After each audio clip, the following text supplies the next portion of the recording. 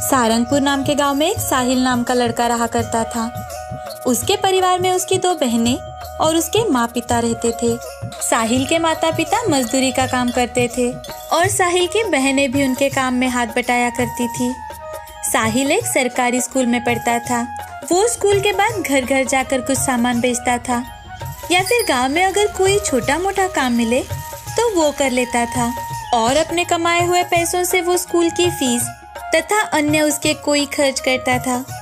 एक दिन साहिल के पिताजी साहिल से, अरे साहिल, तुम्हें कितनी बार कहा है मैंने, थोड़ा हमारे काम में हाथ बटा दिया करो, लेकिन तुम हो कि अपनी पढ़ाई लेकर बैठ जाते हो हमेशा।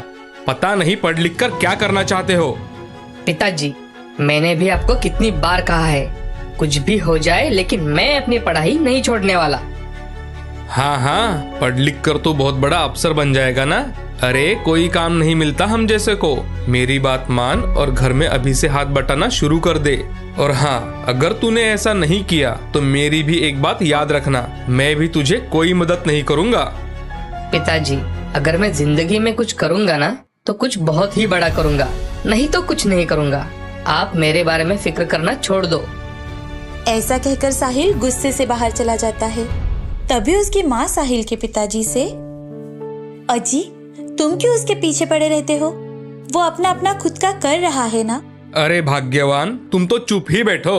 तुमने ही तो सर पे चढ़ा के रखा है उसे।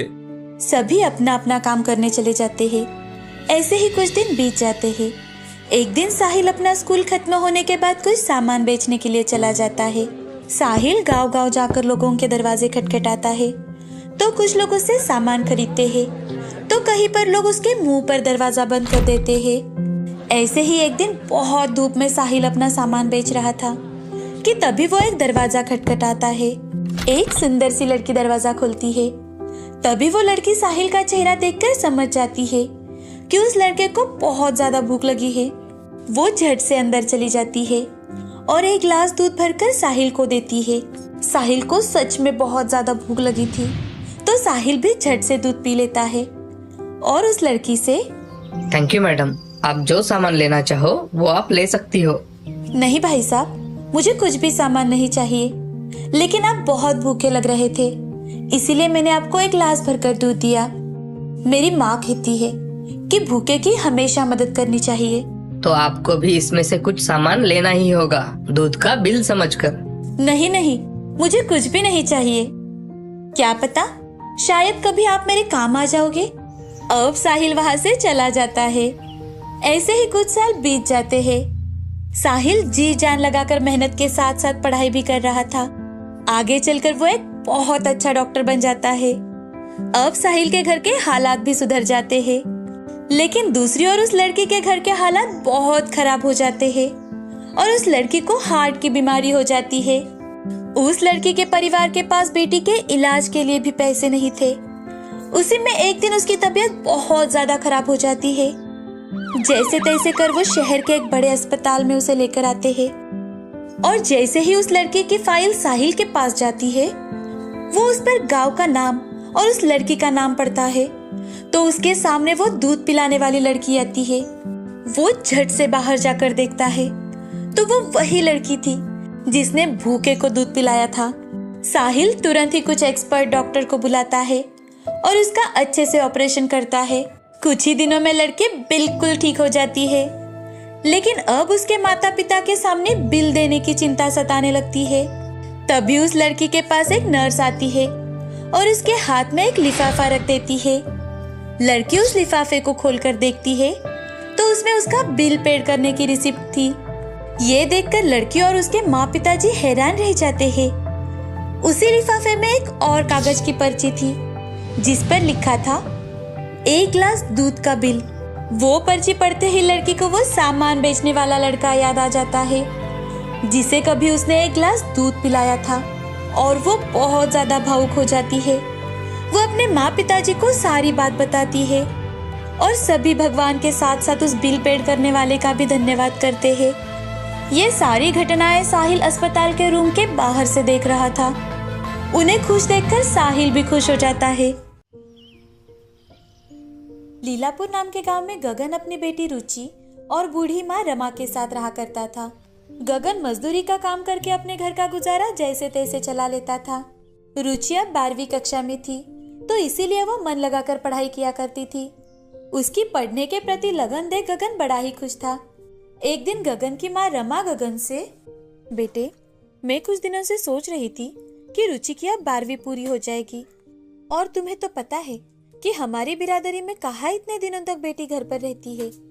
माँ, तुम मेरी बेटी की शादी के पीछे क्यों पड़ी रहती हो? उसे थोड़ा पढ़ने दो, खुद के पैरों पर खड़ा रहने दो। देखो गगन, लड़की मायके से जितनी जल्दी ससुराल चली जाए उतनी जल्दी हमारी जिम्मेदारियां कम हो जाती है।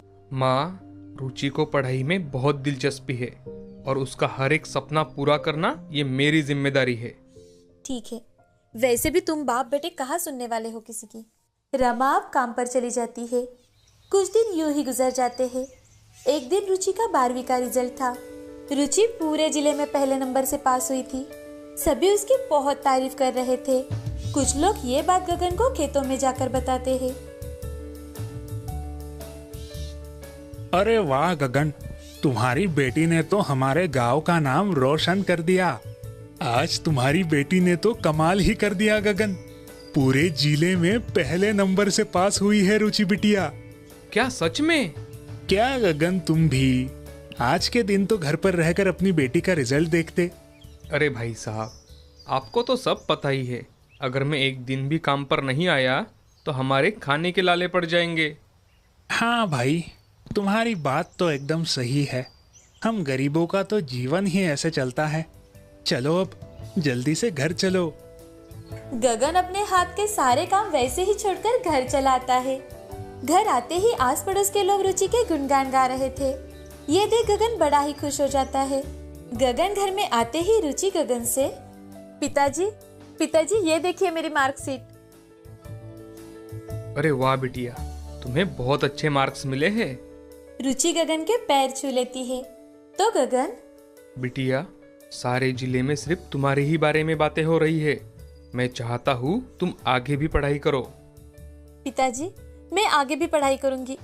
मैं आगे बीए में एडमिशन लेना चाहती हूँ। हाँ बेटी, हम जल्द ही शहर जाकर तुम्हारा एडमिशन एक अच्छे से कॉलेज में करवाएंगे। ठीक है पिताजी। गगन, तू अब भी रुचि को आगे पढ़ाना चाहता है? अरे मैं कहती हूँ कि बेटी की जल्द से जल्द शादी करवा दो। अरे नहीं माँ, अब तो मेरी बेटी और ज्यादा पढ़ेगी। 2-3 दिनों बाद कुछ पैसों की व्यवस्था कर गगन अपनी बेटी के साथ शहर चला जाता है। अब उसका अच्छे कॉलेज में एडमिशन हो जाता है। साथ ही रुचि को स्कॉलरशिप भी मिली थी, और तो और कॉलेज की तरफ से बस की पास भी। रुचि हर रोज अप डाउन करने लगी। वो कॉलेज में भी अव्वल थी। 3 साल यूं ही गुजर जाते हैं। अब रुचि अपने पिता से, पिताजी, मेरा ग्रेजुएशन कंप्लीट हो चुका है। वाह, बहुत अच्छा बिटिया। तो मैं आपसे पूछना चाहती थी, क्या मैं शहर में जॉब कर सकती हूँ? अरे बिटिया, ये क्या पूछने वाली बात है? तुम बिल्कुल जॉब कर सकती हो। अब रुचि उसी शहर में जॉब ढूंढने लगती है। वो फर्स्ट ग्रेड में ग्रेजुएट हुई थी और इसी कारण उसकी इच्छा अनुसार उसे जॉब भी मिल गई। उसे कैलेंडर कंपनी में जॉब मिल जाती है। तो वो फोन पर अपने पिताजी से, हेलो पिताजी, मुझे एक अच्छे कंपनी में जॉब मिल गई है। अरे वाह वाह बिटिया, मुझे बहुत खुशी हुई ये बात सुनकर। रुचि का ऑफिस में भी परफॉर्मेंस बहुत ही अच्छा था। अब कुछ ही दिनों बाद समीर नाम के एक पढ़े लिखे लड़के के साथ रुचि की शादी तय हो जाती है। तो रुचि समीर से, समीर जी, मैं शादी के बाद भी जॉब करना चाहती हूँ। रुचि, मुझे तुम्हारे जॉब करने से कोई आपत्ति नहीं है। तुम शादी के बाद भी जॉब कर सकती हो। सच में Sameer ji? Thank you so much. Ruchi की बड़े ही धूमधाम से समीर के साथ शादी हो जाती है। समीर का स्वभाव बड़ा ही शांत और अच्छा था। वो एक अनाथ था और इसी कारण उसे शादी के बाद एक परिवार मिला था। समीर शादी से बड़ा ही खुश था। कुछ ही दिनों बाद समीर रुचि से, रुचि, तुम शादी के बाद जॉब करना चाहती थी ना? अब तुम जॉब कंटिन्यू कर सकती हो। कुछ दिनों से यही सोच रही थी मैं। अब कल से ही ज्वाइन कर लेती हूँ। अगले ही दिन रुचि ऑफिस ज्वाइन कर लेती है और अपना काम मन लगाकर करने लगती है। एक दिन बॉस रुचि को अपने केबिन में बुलाकर, रुचि, इस साल हमें न्यू ईयर पार्टी में कुछ यूनिक देना है। सर, हम नए साल की पार्टी में कंपनी के नाम का वॉल क्लॉक या फिर नए साल का डेस्क कैलेंडर और वॉल कैलेंडर दे सकते हैं। जो कि देश के नौजवानों के नाम पर हो। साथ ही साथ खेलों की इंफॉर्मेशन और तो और छोटे बड़े उद्योजकों की सफलता की इंफॉर्मेशन भी हम देंगे। बहुत अच्छे रुचि, इस साल हम यही कैलेंडर बनवाएंगे। और हाँ, इन सब की जिम्मेदारी अब तुम्हारी है। डेस्क और वॉल कैलेंडर, इन दोनों की डिजाइन तुम ही करोगी। ओके सर, मैं आपको जितना जल्दी हो सके उतने जल्दी डिजाइन बनाकर दिखाती हूँ। जाओ, जल्दी से काम पर लग जाओ। रुचि अपनी केबिन में जाकर बड़े ही उत्साह के साथ काम करने में जुट जाती है। रुचि जल्द से जल्द कैलेंडर की डिजाइन बनाकर बॉस को दिखाती है। उसका ये टैलेंट देख बॉस बहुत ज्यादा खुश हो जाता है। अब रुचि ने बनाए हुए डिजाइन के ही कैलेंडर बनवाने के लिए चले जाते हैं। ऑफिस के लोगों के अलावा पुराने कस्टमर्स को भी कंपनी कैलेंडर फ्री में देने वाली थी। आज ऑफिस में नए साल की पार्टी थी, तो एक एम्प्लॉय दूसरे एम्प्लॉय से, इस साल हमारी कंपनी ने तो हमें बहुत यूनिक गिफ्ट दिया है, मुझे तो बहुत पसंद आया। भाई मुझे भी ये नए साल का गिफ्ट बहुत पसंद आया है। उस कैलेंडर में बड़े बड़े उद्योजकों की सफलता, खेल के प्रति जागरूकता, नौजवानों का उत्साह, इन सभी के कारण उनके कस्टमर भी इस कैलेंडर से बड़े प्रभावित हुए। जैसे ही न्यूज चैनल वालों को इस यूनिक आइडिया के बारे में पता चला, वैसे ही न्यूज चैनल वाले आकर उनके बॉस का इंटरव्यू लेते हैं। साथ ही कंपनी के नए कैलेंडर उनको गिफ्ट के तौर पर दिए। ये देख रिपोर्टर, सर, ये कैलेंडर तो हमारे देश के होनहार नौजवानों की जानकारी और खेलों का प्रदर्शन कर रहा है। हाँ, ये तो हमारे एक होनहार एम्प्लॉय का काम है। क्या नाम है उनका? उनका नाम है मिस रुचि। अगले ही दिन रिपोर्टर अपने न्यूज चैनल पर रुचि के बारे में बताकर उसकी आइडिया लोगों को शेयर करता है। लोग भी अब रुचि की बहुत प्रशंसा करने लगे और ये सब देख गगन को जैसे सारी खुशियाँ मिल गई थी। और समीर, वो भी इस बात से बहुत ही ज्यादा खुश था। इस कहानी से हमें ये सीख मिलती है कि हमें हमेशा मेहनत करनी चाहिए, जिससे तरक्की हमारे कदम चूमे।